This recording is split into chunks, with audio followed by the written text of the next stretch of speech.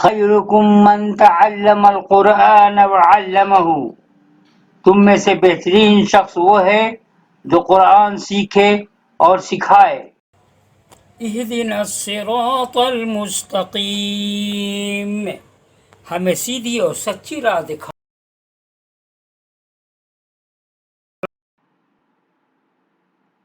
السلام علیکم ورحمۃ اللہ وبرکاتہ۔ اہلا وسہلا مرحبا، عبدالوہاب آپ کے ساتھ۔ دوستو، جیسا کہ آپ جانتے ہیں میں اچھا قرآن پیش کرتا ہوں، لیکن عید الاضحیٰ یعنی بقرعید کا موسم ہے، تو میں نے سوچا ہے کہ ابراہیم علیہ السلام سے متعلق قرآن و حدیث میں جو تذکرہ ہے اس پہ ہی روشنی ڈال دیا جائے، اس کو ہم لوگ سمجھنے کی کوشش کریں، اور یعنی حیات ابراہیم علیہ السلام۔ تو آئیے اسی سلسلے کی ایک پہلی کڑی آپ کے سامنے پیش کر رہا ہوں۔ اعوذ باللہ من الشیطان الرجیم، بسم اللہ الرحمن الرحیم۔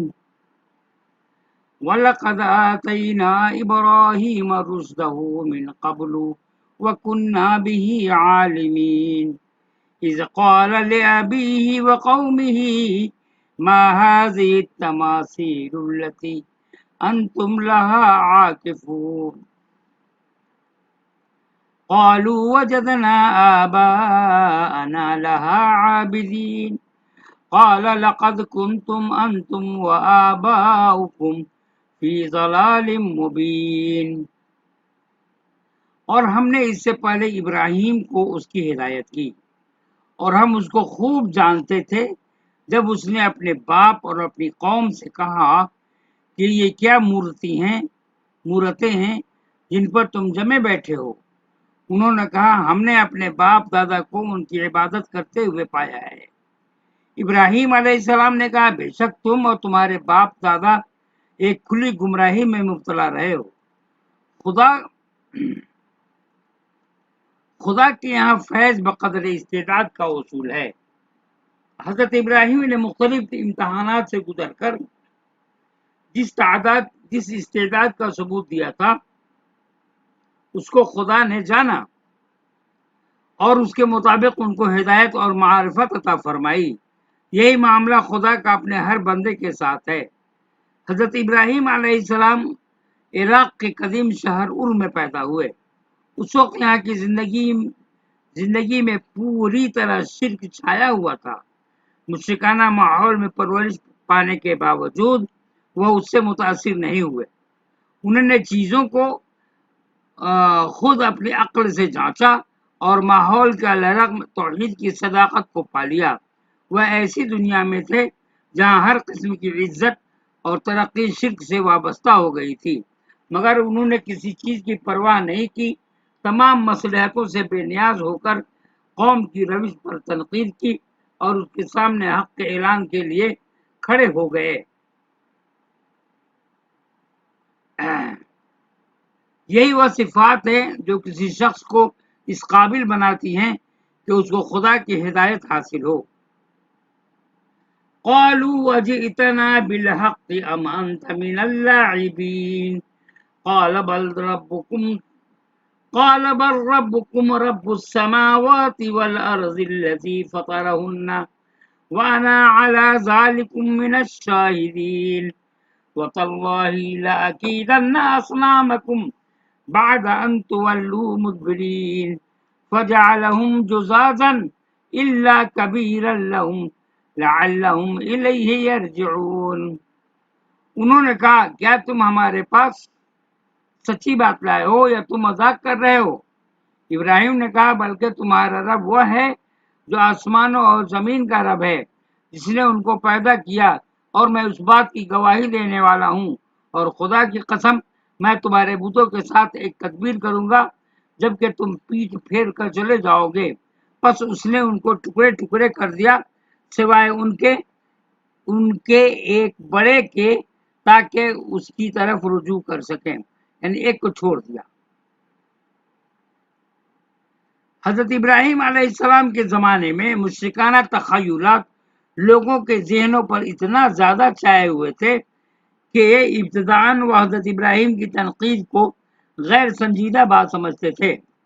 انہوں نے کہا کہ تم کوئی سوچی سمجھی بات کر رہے ہو یا محض تفریح کے طور پر کچھ الفاظ اپنی زبان سے نکال رہے ہو۔ حضرت ابراہیم نے کہا کہ یہ تمہاری مزید نہ سمجھی ہے کہ تم اس اہم ترین بات کو غیر سنجیدہ سمجھ رہے ہو، حالانکہ تمام آسمان و زمین اس کے حق میں گواہی دے رہے ہیں۔ اگلے دن انہوں نے مزید یہ کیا کہ غیر معمولی جرأت سے کام لے کر ان کے بتوں کو توڑ ڈالا۔ اس طرح گویا حضرت ابراہیم نے عملاً دکھا دیا کہ یہ بت فی الواقع بھی اتنے ہی بے حقیقت ہیں جتنا میں نے لفظی طور پر تمہیں بتایا تھا۔ قالوا من فعل هذا بآلهتنا إنه لمن الظالمين قالوا سمعنا فتى يذكرهم يقال له إبراهيم قالوا فأتوا به على أعين الناس لعلهم يشهدون قالوا أأنت فعلت هذا بآلهتنا يا إبراهيم قال بل فعله كبيرهم هذا فاسألوهم إن كانوا ينطقون۔ ترجمہ: انہوں نے کہا کہ کس نے ہمارے بتوں کے ساتھ ایسا کیا ہے، بے شک وہ بڑا ظالم ہے۔ لوگوں نے کہا کہ ہم نے ایک جوان کو ان کا تذکرہ کرتے ہوئے سنا تھا جس کو ابراہیم کہا جاتا ہے۔ انہوں نے کہا اس کو سب آدمیوں کے سامنے حاضر کرو تاکہ وہ دیکھے۔ انہوں نے کہا اے ابراہیم، کیا ہمارے معبودوں کے ساتھ تم نے ایسا کیا ہے؟ ابراہیم نے کہا بلکہ ان کے بڑے نے ایسا کیا ہے، تو ان سے پوچھ لو اگر یہ بولتے ہیں۔ اگلے دن جب لوگ بت خانے میں گئے اور دیکھا کہ وہاں کے بت ٹوٹے پڑے ہوئے ہیں تو ان کو سخت دھکا لگا۔ بالآخر ان کی سمجھ میں آیا کہ یہ اس نوجوان کا قصہ معلوم ہوتا ہے جو ہمارے آبائی دین سے منحرف ہے اور اس کے خلاف بولتا رہتا ہے۔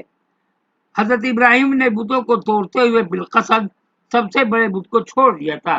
اب جب وہ بلائے گئے اور ان سے بات پرس ہوئی تو انہوں نے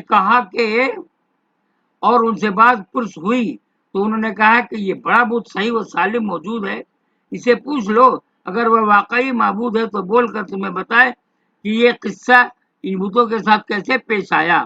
حضرت ابراہیم نے براہ راست طور پر کوئی بات نہیں کہی، مگر بالواسطہ طور پر انہوں نے وہ بات کہہ دی جو اس موقع پر براہ راست کلام سے بھی زیادہ مؤثر تھی۔ فرجعوا إلى أنفسهم فقالوا إنكم أنتم الظالمون ثم نكسوا على رؤوسهم لقد علمت ما هؤلاء ينطقون قال فتعبدون من دون الله ما لا ينفعكم شيئا ولا يضركم أف لكم ولما تعبدون من دون الله أفلا تعقلون۔ پھر انہوں نے اپنے جی میں سوچا، پھر کہنے لگے کہ حقیقت میں تم ہی ناحق پر ہو، پھر اپنے سروں کو جھکا لیا۔ اور اے ابراہیم، تم جانتے ہو کہ یہ بولتے نہیں۔ ابراہیم نے کہا کہ تم خدا کے سوا ایسی چیزوں کی عبادت کرتے ہو جو تم کو نہ کوئی فائدہ پہنچا سکے اور نہ نقصان۔ افسوس ہے تم پر بھی اور ان چیزوں پر بھی جن کو تم اللہ کے سوا عبادت کرتے ہو، کیا تم سمجھتے نہیں ہو؟ حضرت ابراہیم علیہ السلام کے ان جوابات پر وہ لوگ آپ کو گستاخ ٹھہرا۔ امپورٹنٹ چیز ہے، حضرت ابراہیم علیہ السلام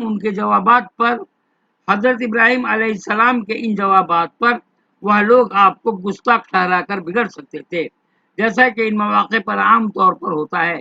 تاہم بت پرستی کے باوجود ان میں ابھی زندگی باقی تھی، چنانچہ انہوں نے آپ کے جواب کے استدلالی وزن کو محسوس کیا اور شرمندہ ہو کر اپنے سر کو اپنے برسر ناحق ہونے کا اعتراف کیا۔ بات کو اگر عصبیت کے جذبات نہ ابھر آتے تو یہ تجربہ انہیں ایمان تک پہنچانے کے لیے کافی ہو جاتا۔ قالوا حرقوه وانصروا آلهتكم إن كنتم فاعلين قلنا يا نار كوني بردا وسلاما على إبراهيم وأرادوا به كيدا فجعلناهم الأخسرين۔ انہوں نے کہا کہ اس کو آگ میں جلا دو اور اپنے معبودوں کی مدد کرو اگر تم کو کچھ کرنا ہے۔ ہم نے کہا کہ اے آگ، تو ابراہیم کے لیے ٹھنڈک اور سلامتی بن جا، اور انہوں نے اس کے ساتھ برائی کرنا چاہا تو ہم نے انہیں لوگوں کو ناکام تو ہم نے انہی لوگوں کو ناکام بنا دیا۔ یہاں سے بہت ہی امپورٹنٹ ہے جو ہم لوگوں کی زندگی میں بار بار آتے ہیں، میں دیکھتا رہتا ہوں لوگوں کو کچھ مل جاتا ہے تو پتہ نہیں کیا سمجھنے لگتے ہیں۔ اللہ ہم تمام مسلمانوں کو ہدایت دے۔ دل میں سوچئے کہ ہم جو کر رہے ہیں غلط کر رہے ہیں کہ صحیح کر رہے ہیں۔ کیا ہے وہ ہے من عرف نفسہ فقط عرف ربہ، جس نے اپنے آپ کو پہچان لیا اس نے اپنے رب کو پہچان لیا۔ تو دوستو میں یہ کہنا چاہتا ہوں کہ اگر آپ کسی کی مدد کرتے ہیں، اگر یا بس اختصار کے طور پر میں بول رہا ہوں، کسی کو ناحق پریشان مت کیجیے، جس کا جو حق ہے اس کو ادا کیجیے۔ اگر آپ غلطی پر ہیں، آپ کو احساس ہو رہا ہے تو اللہ تعالیٰ سے معافی مانگیے۔ حقوق العباد اور حقوق اللہ، حقوق اللہ کر رہے تو اللہ تعالیٰ معاف کرے گا، لیکن حقوق العباد بہت پریشان کن مسئلہ ہے، بندوں تک پہنچتا ہے۔ تو انسان کو اگر دولت مل جائے، اللہ تعالیٰ نے ان کی صلاحیت دی ہے اور کسی کو مدد کر رہے ہیں، تو بس یہ سمجھنا چاہیے کہ ایک ہاتھ سے مدد کیے تو دوسرے ہاتھ کو خبر نہیں ہونا چاہیے۔ یہ نہیں سوچنا چاہیے کہ میں نے اسے مدد کی تو وہ میرے بھی کسی کام آ جائے گا، بالکل نہیں، یہ چیز باتیں ہیں۔ دیکھیے اسی کو مد نظر رکھتے ہوئے دیکھیے تفسیر بھی سنیے۔ جو لوگ اختیارات کے مالک ہوتے ہیں وہ دلیل کی میدان میں ہار جانے کے بعد ہمیشہ ظلم کا طریقہ اختیار کرتے ہیں۔ یہی حضرت ابراہیم علیہ السلام کے ساتھ ہوا۔ بت شکنی کے واقعہ کے بعد جب قوم کے لیڈروں نے محسوس کیا کہ وہ ابراہیم کے مقابلے میں بے دلیل ہو چکے ہیں تو اب انہوں نے آپ کے اوپر سختیاں شروع کر دی، یہاں تک کہ طاقت کے گھمنڈ میں آ کر ایک روز آپ کو آگ کے الو میں ڈال دیا۔ مگر خدا کا پیغمبر دنیا میں خدا کا نمائندہ ہوتا ہے، اس کا معاملہ خدا کا معاملہ ہوتا ہے، اس لیے خدا استثنائی طور پر پیغمبر کی غیر معمولی مدد کرتا ہے۔ چنانچہ خدا نے حکم دیا اور آگ آپ کے لیے ٹھنڈی ہو گئی۔ اس نوعیت کی نصرت غیر پیغمبروں کے لیے بھی نازل ہو سکتی ہے، بشرطے کہ وہ اپنے آپ کو خدا کے منصوبہ کے ساتھ اس حد تک وابستہ کر لے جس طرح پیغمبر اس کے ساتھ اپنے آپ کو وابستہ کرتا ہے، جو ایک انسان سے ممکن نہیں ہے۔ وَنَجَّيْنَاهُ وَلُوطًا إِلَى الْأَرْضِ الَّتِي بَارَكْنَا فِيهَا لِلْعَالَمِينَ وَوَهَبْنَا لَهُ إِسْحَاقَ وَيَعْقُوبَ نَافِلًا وَكُلًّا جَعَلْنَا صَالِحِينَ وَجَعَلْنَاهُمْ أَئِمَّةً يَهْدُونَ بِأَمْرِنَا وَأَوْحَيْنَا إِلَيْهِمْ فِعْلَ الْخَيْرَاتِ وَإِقَامَ الصَّلَاةِ وَإِيتَاءَ الزَّكَاةِ وَكَانُوا لَنَا عَابِدِينَ۔ ترجمہ دیکھتے ہیں۔ اور ہم نے اس کو اور لوط کو اس زمین کی طرف نجات دے دی جس میں ہم نے دنیا والوں کے لیے برکتیں رکھی ہیں، اور ہم نے اس کو اسحاق دیا اور مزید برا یعقوب، اور ہم نے ان سب کو نیک بنایا اور ہم نے ان کو امام بنایا جو ہمارے حکم سے رہنمائی کرتے تھے، اور ہم نے ان کو نیک عملی اور نماز کی اقامت اور زکوٰۃ کی ادائیگی کا حکم بھیجا، اور وہ ہماری عبادت کرنے والے تھے۔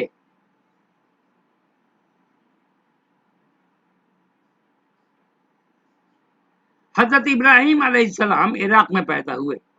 جب ان کی قوم اور وہاں کا بادشاہ نمرود آپ کا دشمن ہو گیا تو اتمام حجت کے بعد آپ نے اپنا وطن چھوڑ دیا اور اللہ کے حکم سے شام و فلسطین کے سرسبز علاقے کی طرف چلے گئے۔ آپ کے ملک والوں نے اگرچہ آپ کا ساتھ نہیں دیا تھا، مگر خدا نے آپ کو بیٹے اور پوتے دیے جو آپ کے راستے پر چلنے والے بنے، حتیٰ کہ ان کی صلاحیت خدا نے اس طرح قبول فرمائی کہ آپ کی نسل میں نبوت کا سلسلہ جاری کر دیا۔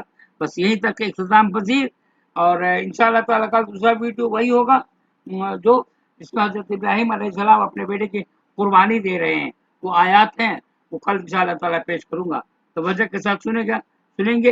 اور اگر میری بات اچھی لگ رہی ہے قرآن کی بات کو جہاں تک ممکن ہو سکے اپنے دوستوں میں، اپنے رشتہ داروں میں، اپنے خاندان میں شیئر کیجیے۔ اور ایک اصل ریکویسٹ کروں گا کہ آپ اپنے گھروں میں تلاوت قرآن مع ترجمہ و تفسیر سننے کا اہتمام کریں۔ دوستوں تلاوت تو کرتے ہیں، معنی مفہوم نہیں سمجھیں گے تو کچھ پتہ ہی نہیں چلے گا نا، اور اسلام تو عقل والوں سے بات کرتا ہے، تو آپ عقل والے ہیں تو ترجمہ تفسیر کے ساتھ قرآن کی تلاوت کیجیے، عادت ڈالیے۔ اللہ تعالیٰ ہماری عبادات کو قبول فرمائے۔ السلام علیکم ورحمۃ اللہ وبرکاتہ۔